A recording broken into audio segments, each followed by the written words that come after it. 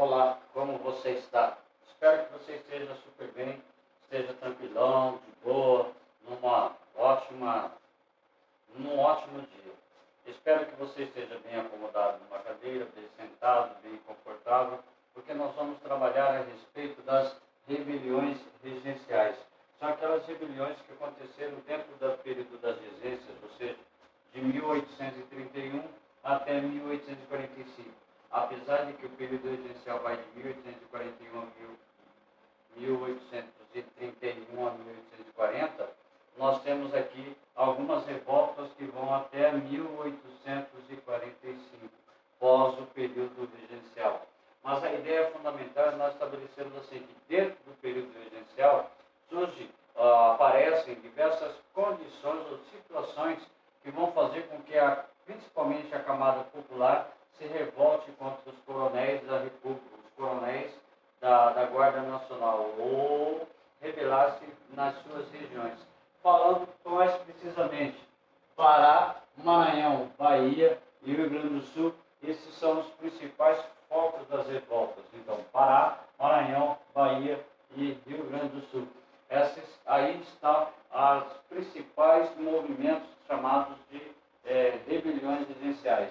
Então, o agravamento da situação econômica, o anseio das camadas populares, média, por uma maior participação política, vão gerar revoltas em vários pontos do país, sempre esmagados com rigor pelas forças governistas. Ou seja, esses 4 territórios do Brasil, algumas classes descontentes com a situação que estavam passando, com a realidade que eles estavam vivendo, eles passam a se rebelar contra o governo nessas regiões. E são 4 as principais rebeliões essenciais: cabanagem, balaiada, sabinada e farrapos. Lembrando que ainda na Bahia nós temos a revolta dos malês, o levante dos malês, tá? Negros de origem muçulmana. Mais para frente nós vamos dar uma passadinha rapidinho a respeito do levante dos malês. Então, essas revoltas, cabanagem, balaiada, sabinada e farrapos, representam o anseio da população local, ou o desejo da população local em se ver livre da miséria, da opressão, de se ver livre da estrutura de opressão do governo central em relação às suas possibilidades. Então vejamos, tá? A cabanagem, tá? Cabanagem na região do Pará. Lembrando que era Grão-Pará e Maranhão, todo esse território aqui, tá? Englobando todo o território do Amazonas, o Pará e parte do Maranhão. Então nós temos a chamada revolta cabanagem. No início do período regencial, a situação da população pobre no Grão-Pará era péssima. Mestiços, índios viviam em miséria total, sem trabalho e sem condições adequadas de vida. Os cabanos sofriam em suas pobres cabanas às margens dos rios. E essa situação provocou um sentimento de abandono em relação ao governo central e, ao mesmo tempo, muita revolta. Então, o movimento vai explodir lá no Pará, região frouxamente ligada ao Rio de Janeiro. A estrutura social não tinha aí estabilidade das outras províncias, nem das classes dos proprietários rurais bem estabelecida. Era um mundo de índios, trabalhadores, escravos ou independentes, e de uma minoria branca, formada por comerciantes portugueses e poucos ingleses e franceses. Então, a maior parte dos habitantes da região da cabanagem, no Pará, eram mestiços, negros e índios, principalmente índios,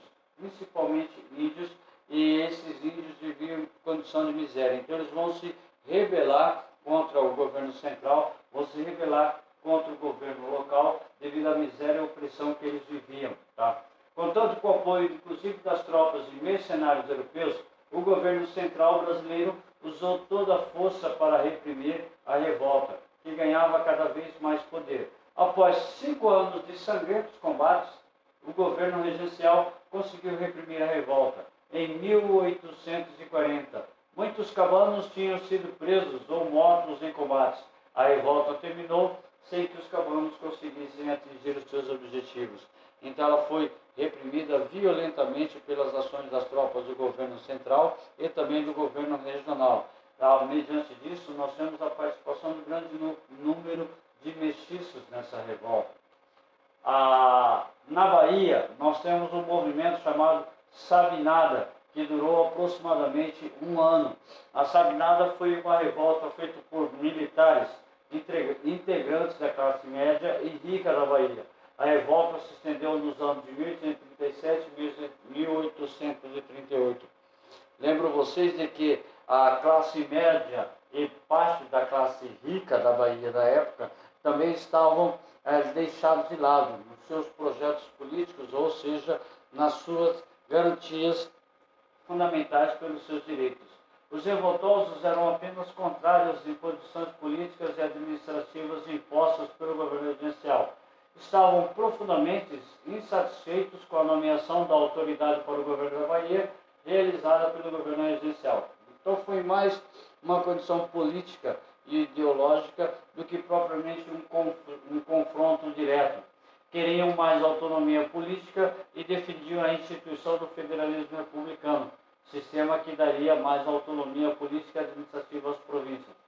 Então, a ideia da Sabinada era apenas um processo de autonomia das províncias da região nordeste, principalmente da Bahia, onde concentrava um grande número de políticos, um grande número de representantes no Congresso, no cenário da política do Brasil.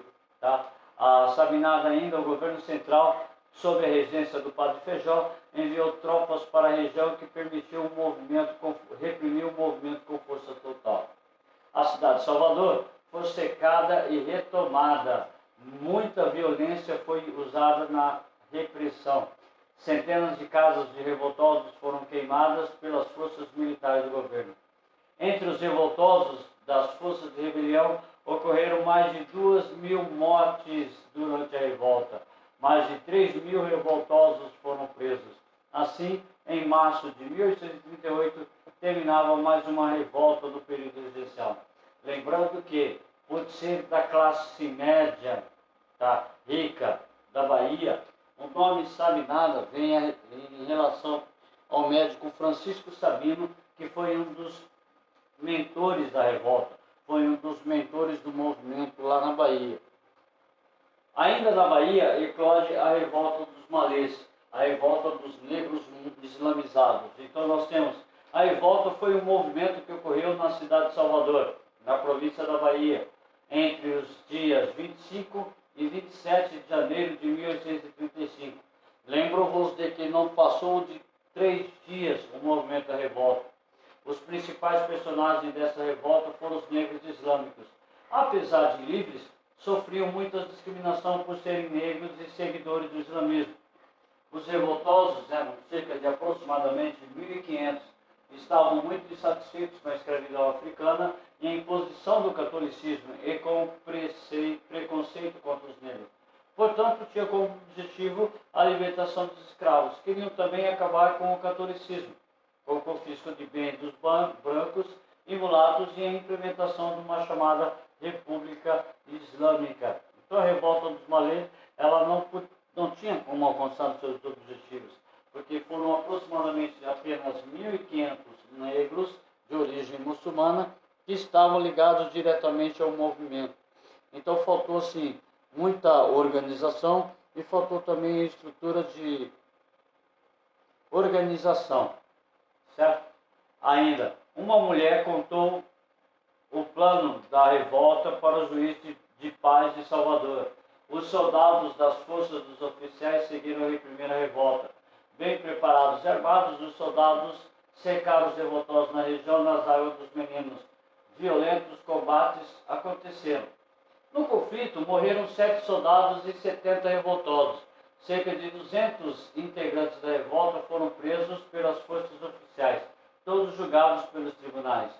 Os líderes foram condenados à morte. Outros revoltosos foram condenados a trabalhos forçados, açoites e degredos, ou seja, foram enviados para a África. O governo local, para evitar revoltas do tipo, decretou leis proibindo a circulação de muçulmanos no período da noite. bem como a prática das suas cerimônias religiosas. Então, a luta por liberdade religiosa ampliou ainda cada vez mais a perseguição em relação a eles. Aí nós temos ainda na região Nordeste, na região do Maranhão, nós temos a chamada Balaiada, revolta popular no Maranhão entre os anos de 1838 e 1841. Grande parte da população pobre do estado era contra o domínio econômico de um grupo de fazendeiros da região. Esses fazendeiros comandavam a região e usavam a força e a violência para atingir seus objetivos. Aí a realidade foi que o governo do Maranhão organizou suas forças e passou a combater fortemente os balaios, como eram chamados, tá? Com a participação de muitos escravos fugitivos, prisioneiros, trabalhadores pobres da região. Os balaios conseguiam obter alguma vitória sobre o início dos conflitos, mas as vitórias foram poucas e rapidamente o movimento também foi reprimido, tá? Aí nós temos o destaque para o coronel Luiz Alves de Lima e Silva, que futuramente vai ser chamado de Duque de Caxias, o patrono do Exército Brasileiro. Após perder a Vila de Caxias, o comandante dos balaios, Raimundo Gomes,